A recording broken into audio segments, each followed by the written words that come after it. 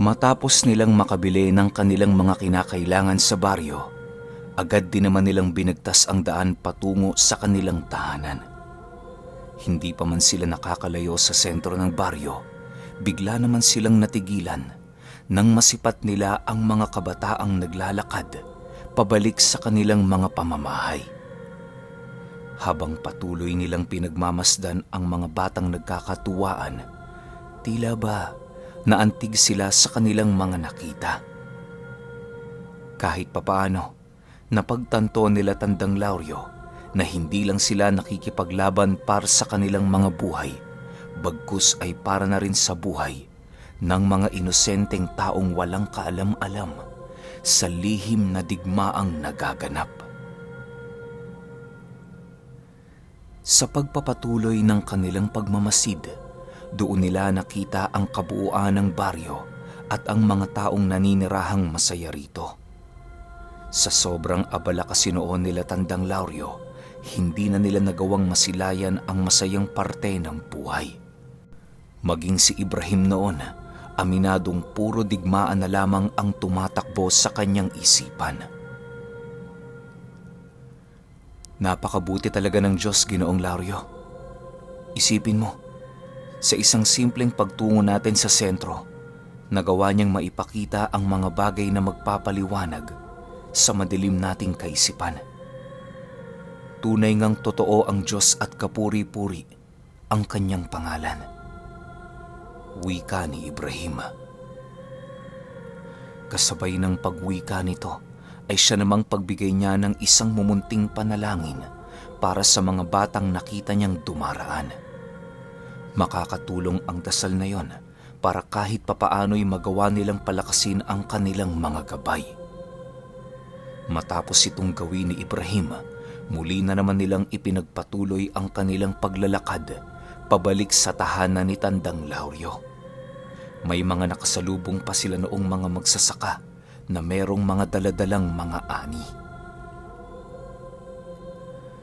Sa pagbalik nila sa tahanan nila Tandang Lauryo, bumungad sa kanila ang mga naghihintay na mensahero. Nananatiling nakatayo lamang ang mga ito sa bakuran habang patuloy sila nitong hinihintay. Sa pagsilay ng mga aswang sa paglapit ng kanilang pinuno, agad naman itong lumapit upang magbigay ng kanyang ulat. Tandang Lauryo, naririto na ho ang mga tribong pinadalan mo ng iyong abiso. Kasalukuyan ho silang naroon sa aming baryo upang maghintay ng inyong pagtawag. Wika ng mensahero. Dagdag pa nito na ang mga tribong dumalo ay ang mga namumuno sa mga karatig lugar ng buong San Remigio.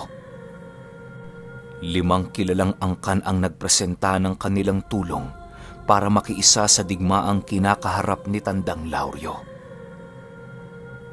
Matapos itong mailahad ng mensahero, agad din naman niyang pinatawag ang bawat pinuno ng mga tribong dumalo. Mabuting balita yan, kaibigan. Bueno, sabihin mo sa kanila, nais ko silang makita mamayang hapon.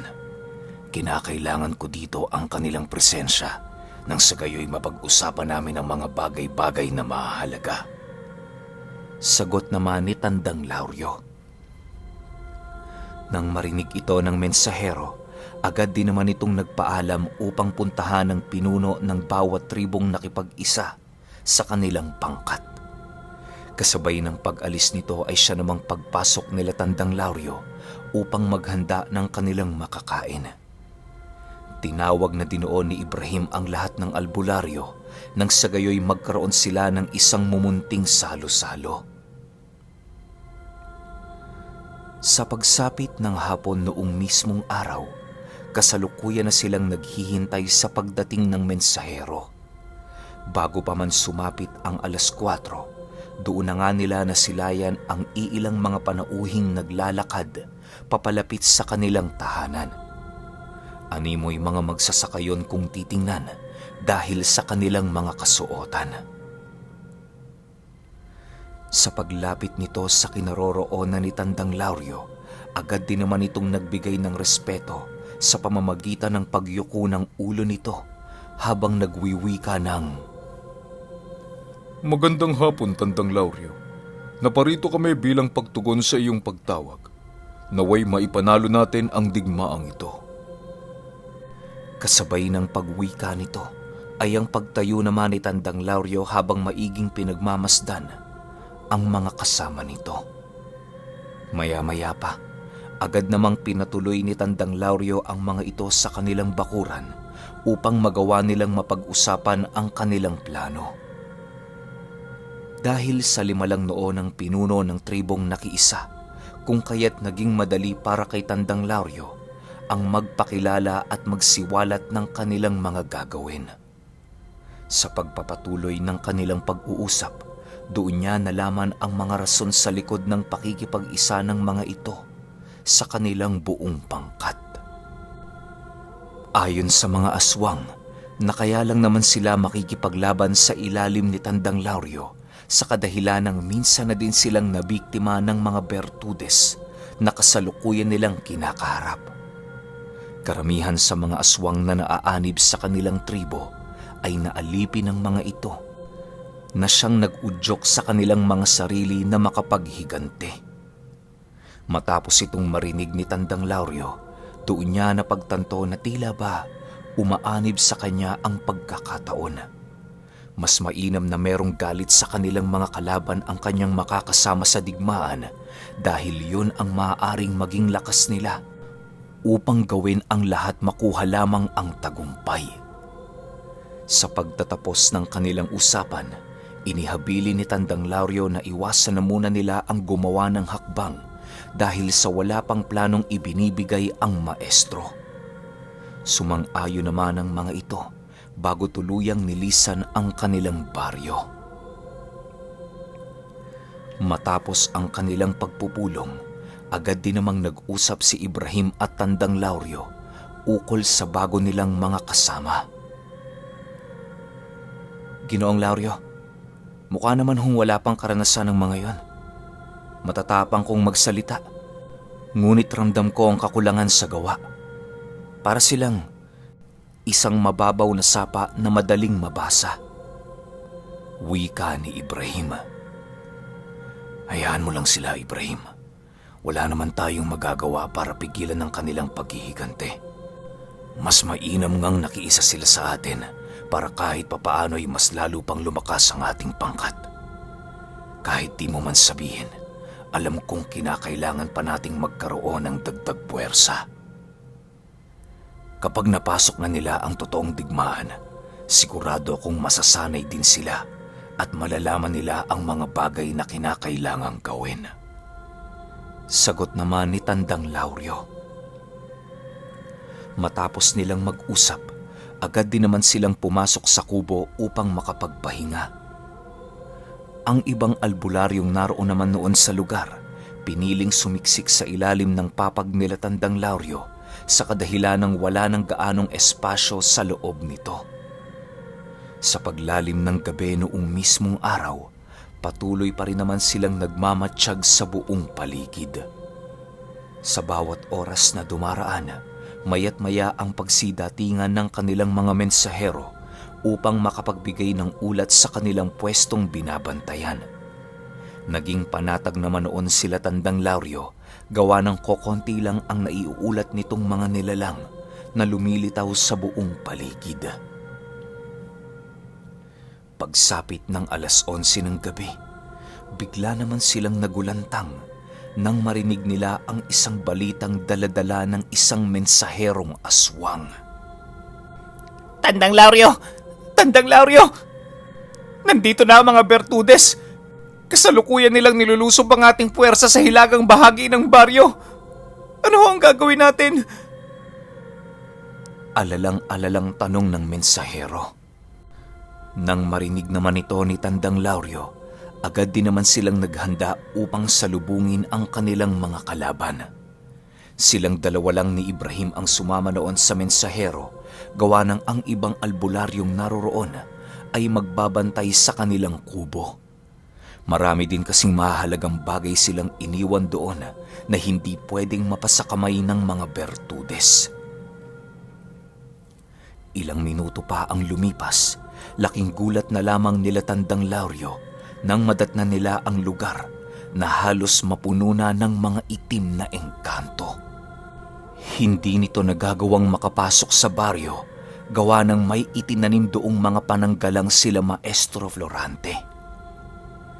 Nang masipat naman sila ng mga Bertudes na naroon, agad din naman itong pinatigil ang kanilang mga alipores na nagpupumilit pumasok sa lugar na yon. Sa paglapit ng isang mangangabayo sa harapan ng trensera, dahan-dahan namang naglakad papalapit dito sila Tandang Lauryo.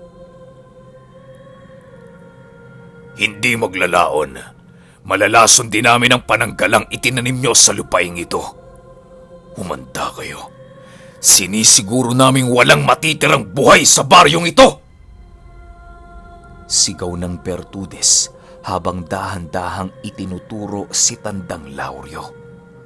Nang marinig nila ang sinabi nito, agad din namang bumulong sa kanya si Ibrahim ukol sa habilin ni Maestro Florante. Ginoong Lauryo, mas mainam hong wag na lang ho natin silang pansinin. Tandaan ninyo ang bilin sa atin ni Maestro. Wika ni Ibrahim. Matapos itong marinig ni Tandang Lauryo, agad din namang kumalas sa kanyang isipan ang labis na galit dahil sa sinabi ng nilalang.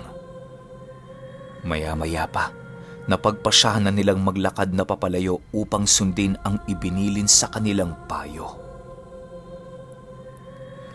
Bago pa man sila makalayo sa nilalang na yon, muli na namang natigilan si Tandang Lauryo nang marinig niya ang pagsigaw ng Bertudes ukol sa gagawin nitong pagpatay sa kanyang mag-ina. Sa puntong yon, maging si Ibrahim hindi na nagawang mapigilan pa ang galit ni Tandang Lauryo.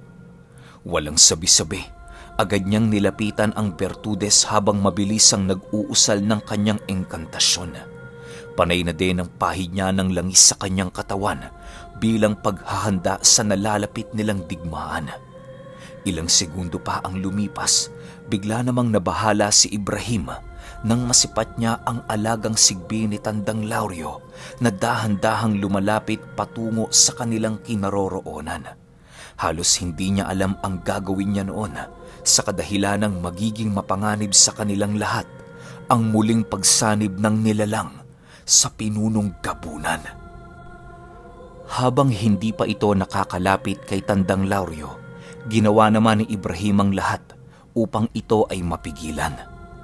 Dahil sa kanyang malalalim na karunungan sa katawan, kung kaya't naging mahirap para sa sigbi na yon ang siya ay malagpasan. Nang wala na siyang pagpipilian, napagpasyahan niyang itapon ito sa kabilang dulong parte ng baryo upang hindi na magawang makipag-isa kay Tandang Lauryo. Matapos niya itong gawin, agad namang lumapit sa kanya ang iilang mga albularyo at aswang habang patuloy na nagtatanong sa mga bagay na kailangan nilang gawin. Nakahanda naman ang mga itong makipaglaban, ngunit nananatili pa rin ang pagpapasya kay Ibrahim at kay Tandang Lauryo.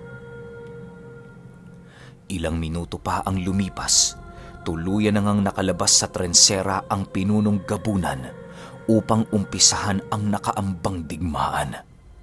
Sa pagharap nito sa Bertudes, bigla naman itong nagwika ng, "Dahil sa sinabi mo, mas lalo pa akong naging desidido para pagpapatayin kayo. Pinapangako ko ngayong gabi, walang sino man sa inyo ngayong naririto ang makakabalik sa inyong pugad na merong buhay."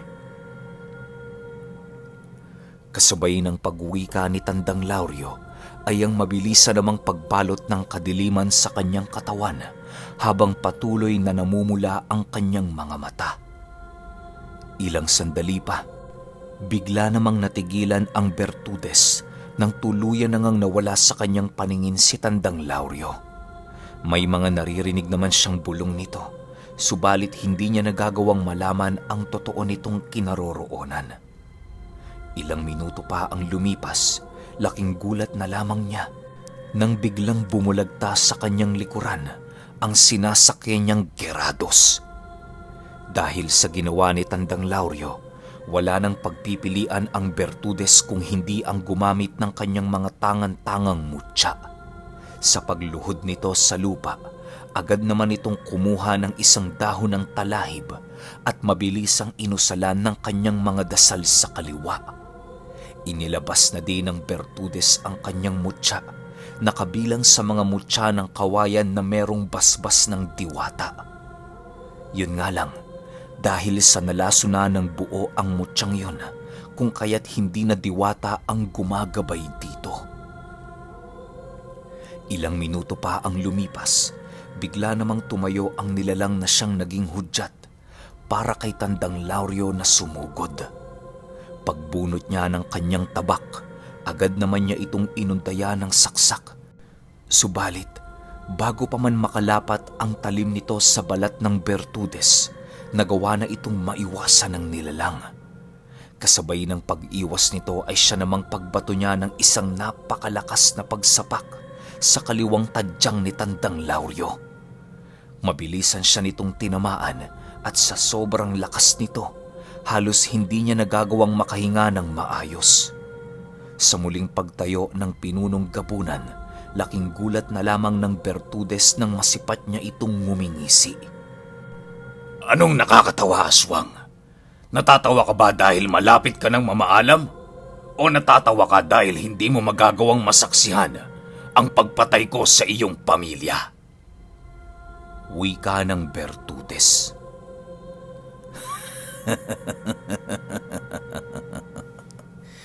Yan lang ba ang kaya mong ipamalas na lakas?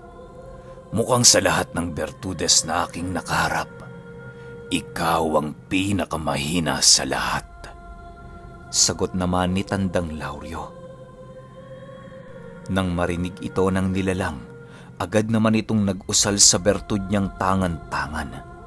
Matapos niyang gawin ang bagay na yon, bigla naman itong kumuha ng isang bungkus ng dayami at walang tigil itong inusalan. Hindi naman ito inistorbo ni Tandang Lauryo sa kadahilanang may kung anong nilalang ang bumubulong sa kanyang isipan na siyang nagbibigay sa kanya ng labis na pagkahumaling sa mga tangan-tangang mutya ng mga Bertudes.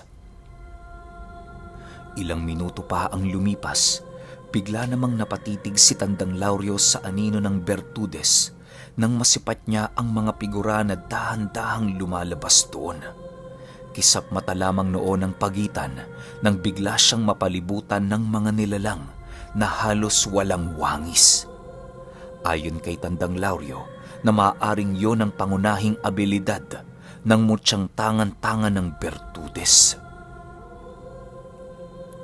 Sa pagpapatuloy ng kanyang pagmamasid sa paligid, halos hindi na niya nagagawang masipat ang eksaktong kinaroroonan ng kanyang totoong kalaban.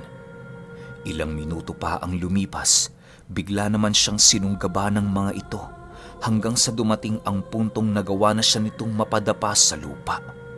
Sa sobrang dami ng mga figurang pilit bumabaon sa kanya, tila ba naging imposible na ang pagtakas.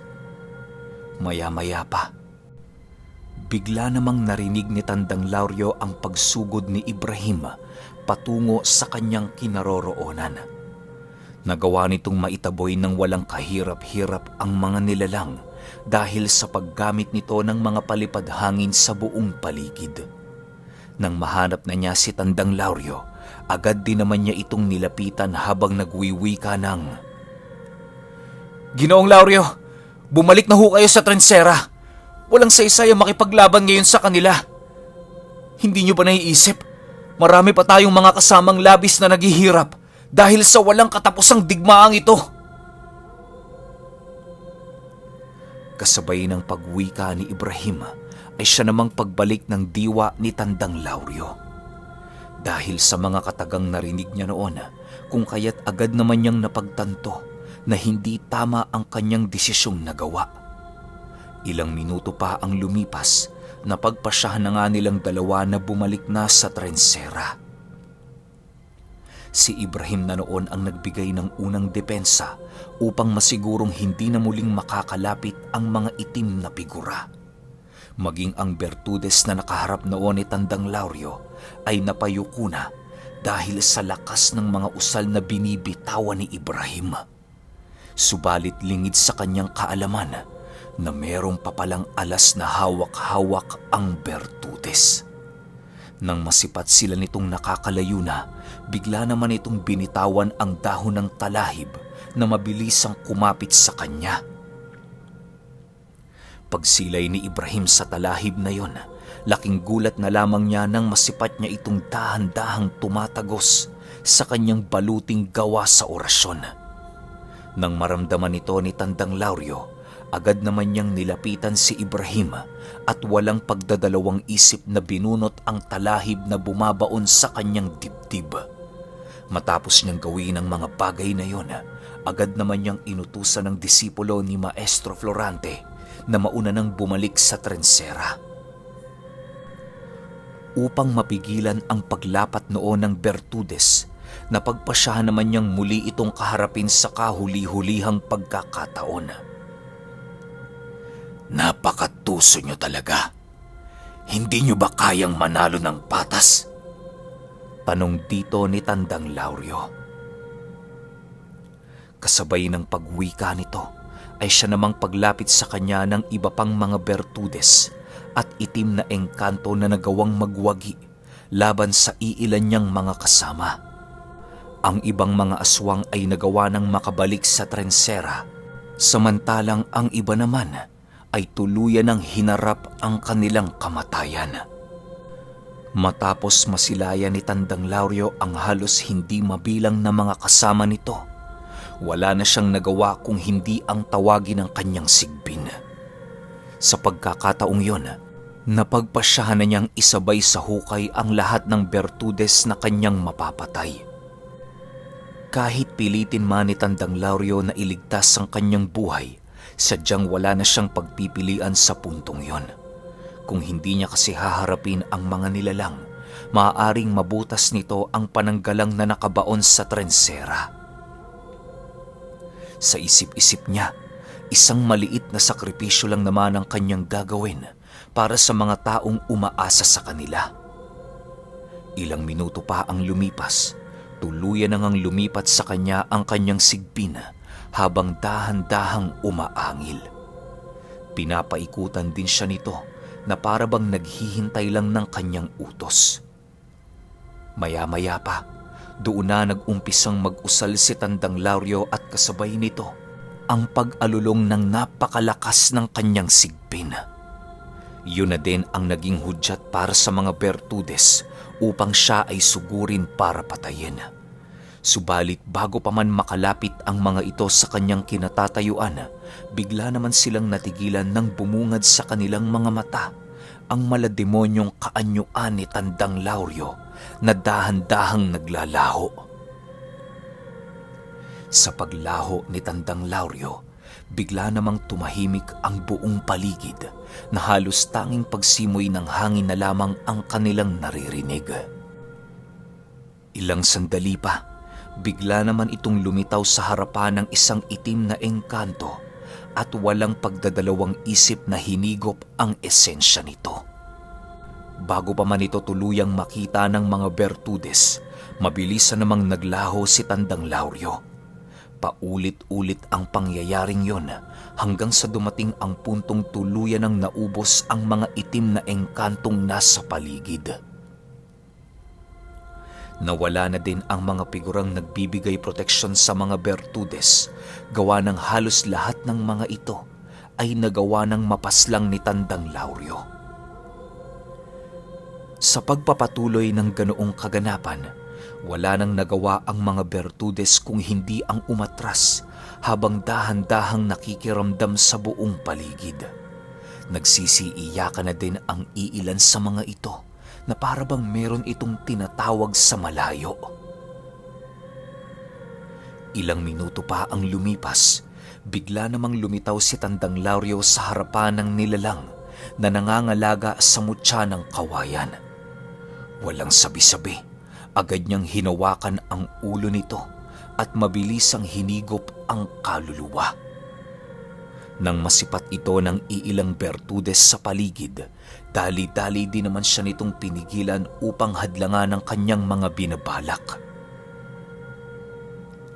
Kahit anong gamiting mutya ng mga ito, hindi pa rin yun nagiging sapat upang mapigilan si Tandang Lauryo. Sa punto kasing masalag ng kanyang palad ang mga pag-atake ng Bertudes, kusang namamatay o nawawala ang bisa ng kanilang mga mutya. May kakayahan din siya noong maghigop ng mga bertud na siyang nagbibigay panganib sa kanyang mga kaaway. Habang patuloy niyang hinihigop ang kaluluwa ng Bertudes, bigla na lamang siyang nakaramdam ng isang napakabilis na pag-atake na nanggagaling sa kanyang likuran. Sa sobrang bilis nito, hindi yun nagawang maiwasan ni Tandang Lauryo. Halos bumaunoon ang katawan niya sa mga trensera dahil sa lakas ng pag-ataking sinalo niya. Hindi naman siya noon gaanong nagkaroon ng malubhang pinsala sa kadahilanang ang alaga niyang Sigbin ang sumalo nito.